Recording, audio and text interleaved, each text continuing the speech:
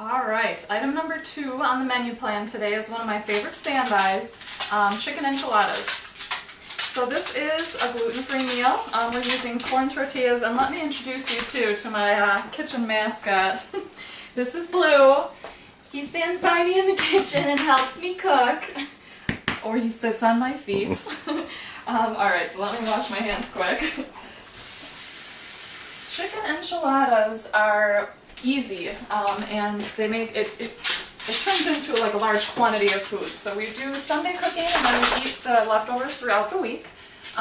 What I did earlier was boil some chicken thighs, which I personally like because I burn through a lot of protein. So these have a higher protein purine content than chicken breasts say. I removed the fat and the bones. Pull that off the bone. What I also started ahead of time was my own enchilada sauce.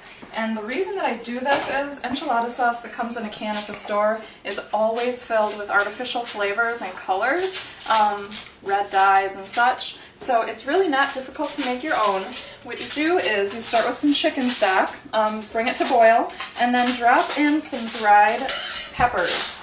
These are, you can find them at a regular grocery store, but I like to go to the Mexican grocery store because they have a greater variety. I threw in a couple different kinds, pasilla and California peppers, so they're nice and smoky, really rich depth of flavor. So we just soaked them in there, simmered them for about 5 minutes, and then turned it off, and they've just been soaking. So what we're going to do now is go to the blender with our mixture. And this is probably going to make a big mess, so bear with me.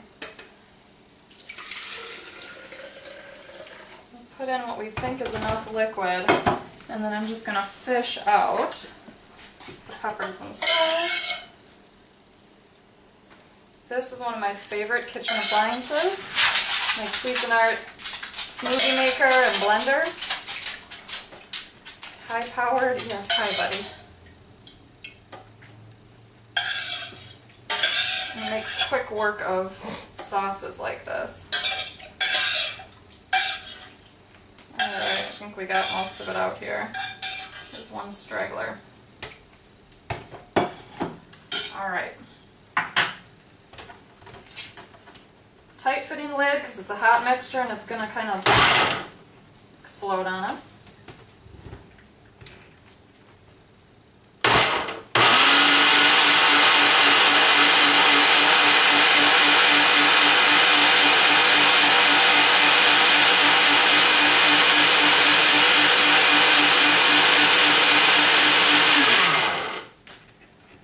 Excellent. So now we have our own homemade enchilada sauce.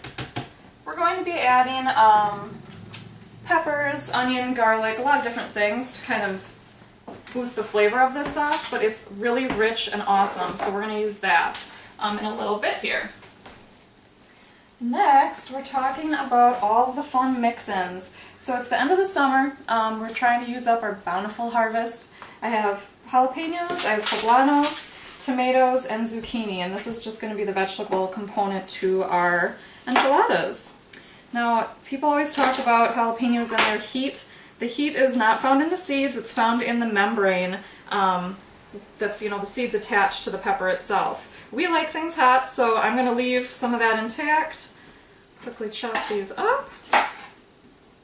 Peppers contain capsaicin, and capsaicin is important for heart health because it improves our circulation, which can reduce blood pressure, also can promote healing. A lot of pain relieving creams that you find in natural food stores have capsaicin in them because it increases circulation to the area of discomfort or whatever. And the more blood flow, the more chance you have to help heal the area. So we're happy about that. I'm going to chop these relatively small so you don't bite into a big piece of pepper.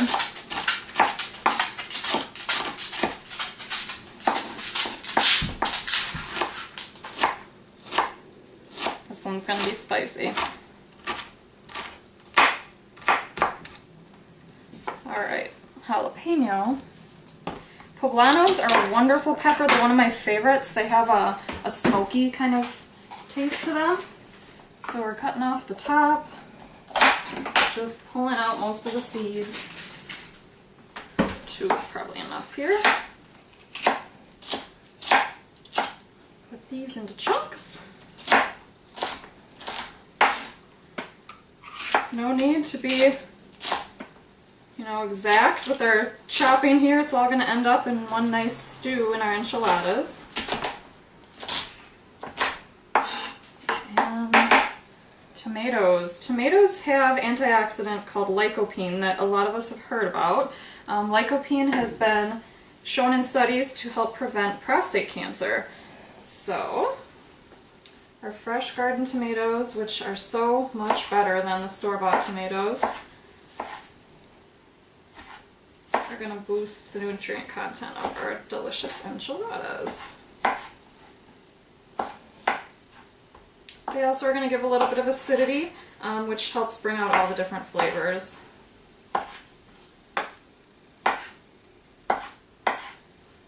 Okay.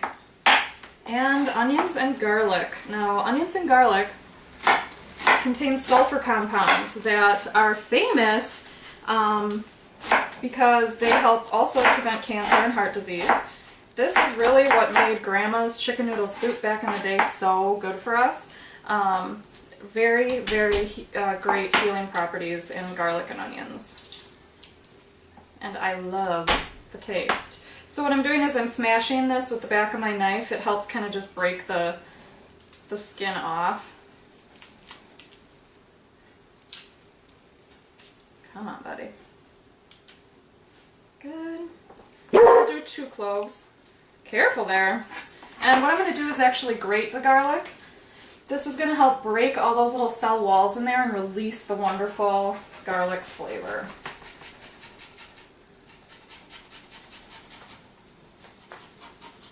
Looking good.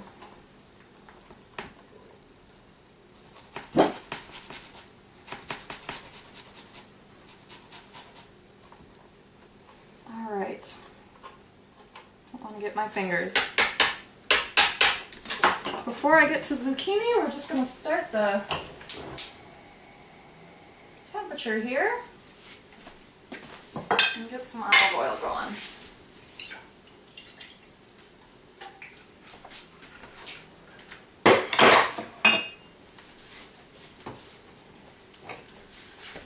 So, zucchini is another one of those wonderful garden vegetables that just overwhelms you by the end of the summer, but you can really put it in anything. It's just going to add, you know, fiber to all of your dishes. And it takes on a lot of the flavor of whatever else you're cooking, so we'll throw it in here.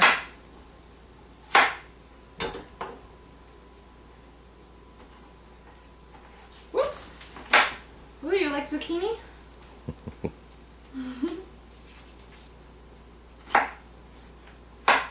Alright. What I also do is sometimes you do have leftover salsa just from chips and salsa, store-bought. I'm going to add this to our homemade enchilada sauce. It'll give it a little bit of extra flavor and use up that store-bought salsa. This timer is for our egg bake that we started earlier.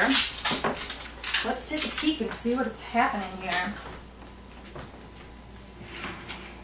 For the last 10 minutes I actually put a lid on. We don't like to use tin foil because of the aluminum content, so I grabbed just a large oven-safe lid, put it over my casserole dish, and it is looking good. We're going to check with a toothpick. Move over. Just to make sure the center is solid. It's a little loose, but I think that when it cools, it's kind of going to set up better. So I'm pretty happy with the doneness of this. We're taking it out.